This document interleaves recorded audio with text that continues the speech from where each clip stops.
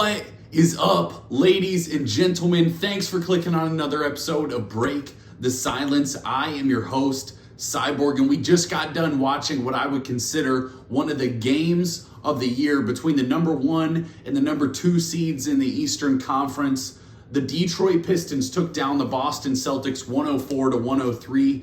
Jaylen Brown had a chance to win the game on a final shot, and it just rimmed out. This was an excellent basketball game between two very, very good basketball teams. Two teams that we could see in the conference finals. The Detroit Pistons have been awesome all season. This moves their record to 31-10 at the halfway mark. And the Boston Celtics are 26-16, pretty firmly in control of the 1 seed for the Pistons, and the Celtics are the 2 seed. And the Knicks lost today, a bad loss to the Dallas Mavericks. So this keeps the Celtics in the 2 seed, even though they lost this basketball game. 2 first-time All-Star starters were named today, and Cade Cunningham and Jaylen Brown. Both players showed a lot of what they're capable of. And this game was so impressive by the Detroit Pistons to pull out this win.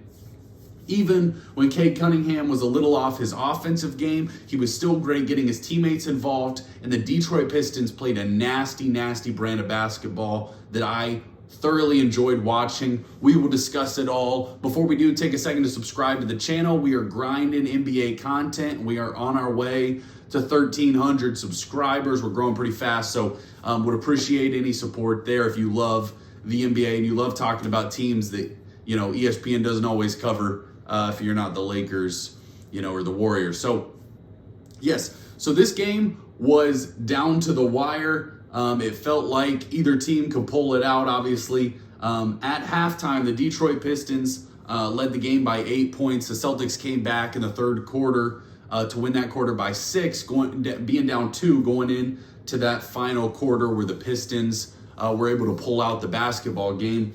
Behind 25 points from Tobias Harris, 15 from Duncan Robinson, who hit some massive three-pointers, 18 and 9 from Jalen Duren, also a guy for the Pistons that probably will make the All-Star game, or at least probably should make the All-Star game. He's got a case for, top 2 big man in the Eastern Conference, and he's had a phenomenal season. For the season, he's averaging 18 points and 11 rebounds. And this Detroit Pistons team is number 2 in the NBA in defensive rating. So anytime I'm talking about these offensive stats, I want you to keep in mind what truly makes this Pistons team so good is their defense. Cade Cunningham had 16 points and 14 assists. Their only starter that wasn't in double figures was Asar Thompson, and he had 4 steals and a block. So what I find so fascinating is that this Detroit Pistons team, obviously, like I just said, excellent on defensive end of the court. Number 2 in the league in steals. Number 1 in the league in blocks. They also foul the most per game, and we saw a ton of whistles tonight again. But this is a team that plays nasty. They play physical. They compete every single night, and that's a team that you do not want to play in a 7-game series in the playoffs. They're going to put you through an absolute dogfight, a war. You're going to come out, of each game focusing on recovery for the next game. And it's such an effective play style in the playoffs. But if you look at many of the great Pistons teams, and the teams that won the finals in the late 80s with Isaiah Thomas, Joe Dumars, players like that, that team was nasty, was physical, and pretty similar to this current day Pistons team where you had point guard leading the show who was also a physical player, Cade Cunningham. He's so impressive. He's so under control. He, great at getting his teammates involved. He's a big physical presence. He plays on both ends of the court, which a lot of our star point guards in the NBA, you can't always say that for guys like Luka Doncic, very poor on the defensive end of the basketball court, but Cade Cunningham is not one of those guys. You're talking about, and then you look at that 04 Pistons team, obviously with Chauncey Billups and Ben Wallace, Rasheed Wallace, a lot of really good defensive players. Anytime the Pistons are a really good basketball team, it's primarily because they're great on the defensive end of the court. And the Boston Celtics are a team that's been the best in the NBA in turnovers this year. And the Pistons forced 14 turnovers tonight, which I think was kind of the difference in the game because the Pistons only turned the ball over 6 times. The Pistons are also a very, very good rebounding team. They're, number 3 in the entire NBA in rebounding. So, you're part of being a great defensive team is being able to finish off those possessions and grab the rebound. But what I always say is defense is partially your skill set, partially your body size. You big enough, or you fast enough, or to defend at a high level. But more than anything, it's it's willpower, it's determination and wanting to be a good defensive team. And you can tell that the way JB Bickerstaff has coached this team up and the way that these young guys are playing, they're playing defense at a very high level. And I just kept finding myself so impressed because the Celtics were moving the basketball really well. And obviously the Celtics are a really good offensive team. They're very good from the three-point line. And so the way that they move the basketball and have shooters all over the court, at any given time they have 4 to 5 pretty good shooters on the basketball court. The Pistons, their ability to switch and rotate and make sure that they were still getting out to contest the three-point line, I thought was highly impressive. And for the game, the Celtics shot 32% from 3 for the game, and the Pistons shot 31. The Pistons, that would be the one area that they're not super elite in, is their three-point shooting. But what I really like about the team is its depth. You have a lineup that can realistically go, nine guys deep that you feel pretty comfortable in playing in a playoff series. When you're talking about Cade Cunningham, Jalen Duren, Tobias Harris, Duncan Robinson, Asar Thompson, Isaiah Stewart, another nasty player, averaging over 10 points a game.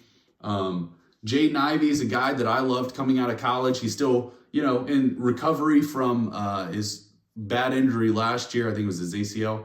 But still getting back to form probably in that. But you hope that he'll just continue to improve as the season goes along. He made some pretty important plays in the fourth quarter of this basketball game. Let's have Ron Holland, Karis LeVert. So you feel pretty comfortable playing every player I just mentioned. And they have 2 good big men in Isaiah Stewart and Jalen Duren, and they rebound the ball well. So they're a big physical team. So when they're going up against a team like the Celtics, who don't really have a good big man, they're going to be able to dominate that matchup in some way. So obviously the Celtics hope if these two teams meet in the playoffs, obviously the Celtics would hope that Jason Tatum's back, but the Celtics would hope that they just shoot the lights out from the three-point line, which they are capable of doing, but the Pistons are going to make that difficult. The Pistons would hope, to dominate on the defensive end of the court, dominate with their big men, and it's something that I think would be really exciting to watch the back and forth because, JB Bickerstaff, I think, is a really good NBA head coach, and I think Joe Mazzulla has kind of proven that he's a really good NBA head coach as well. We were talking about the Celtics. I think I'd like to see them make a move for a big man. I think you came into the season not expecting to be as good as you currently are, but the way that Jaylen Brown's playing, and the way that really the entire roster is playing around him has been really a revelation. And you look at the Eastern Conference with the Knicks not being as good as you thought they were going to be, the Cavs not being as good as you thought they were going to be, and the Magic and Hawks also not being as good as you thought maybe they could have been.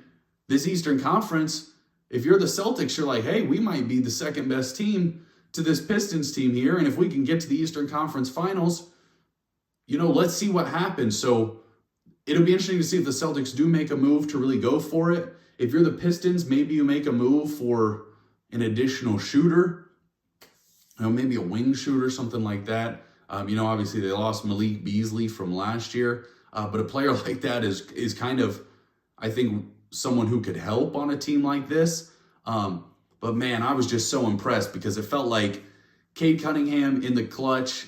The Pistons are a very good clutch basketball team, but Cade Cunningham in the clutch felt so under control. Duncan Robinson, making big shots, but you're just so shocked at the elite play on the defensive end of the court for the Detroit Pistons, because you hear a lot of talk about the modern NBA, teams not playing defense. Well, watch that freaking basketball team, and you're going to see an NBA team playing defense, because the Detroit Pistons, they fly around, they fly to the basketball, they play nasty, they play physical, they're going to foul you, they're going to rough you up, they're probably going to get technicals.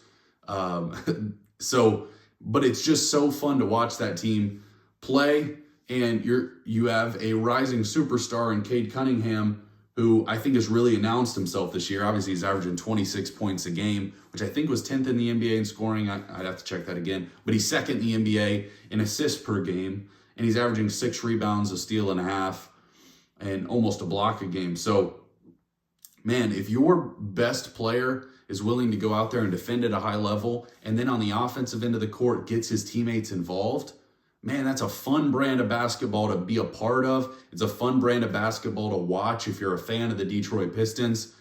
And you have to feel like you can beat anybody.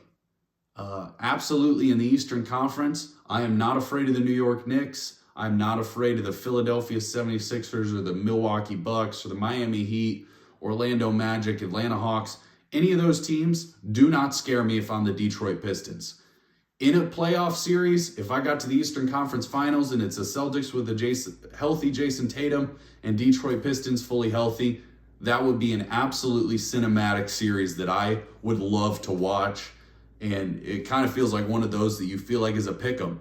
You see how they both play in the playoffs. And the good news is, a lot of times teams have to get a little playoff experience before they make that jump. Well, the Pistons got some pretty good playoff experience last season, in taking, I think it was the Knicks, to 7 games. But I'm just really excited. If you're a Pistons fan, you got to be about as excited for this team as you've been in a very, very long time, probably since you won the title in 2004. This team has some juice. It's young, and it has assets if they wanted to make moves at any certain position. So that's all we got about the game tonight.